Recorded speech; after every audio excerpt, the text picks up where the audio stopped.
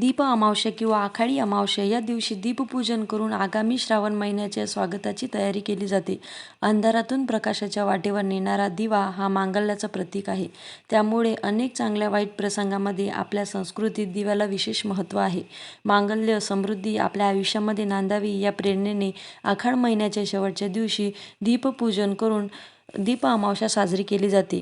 दीपपूजनाच्या आधी मी आमच्या घरातील सर्व तांबे पितळीचे दिवे गरम पाण्याने स्वच्छ धुवून व लख्ख उजळून घेतले. हे बघा, अशा प्रकारे माझे दिवे खूप छान प्रकारे लख्ख उजळून व सुंदर छान दिसत आहेत. हे आहे आमच्या घरातील छोटेसे व सुंदर पूजाघर. दीपपूजनासाठी मी सुरुवातीला एक पाट घेतला व बसण्यासाठी आसन घेतले.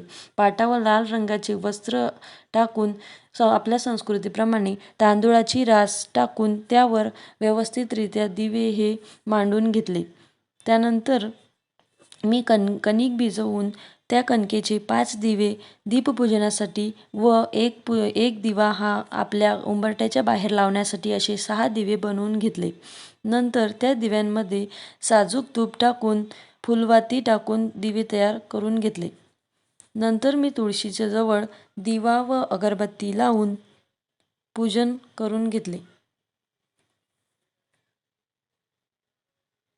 उंबरठ्याबाहेर देखील दिवा प्रज्वलित करून दीपपूजनाला मी सुरुवात करून घेतली.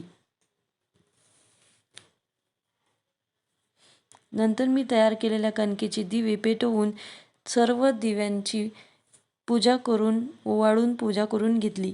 अशा प्रकारे दीप अमावस्या मी साजरी केली.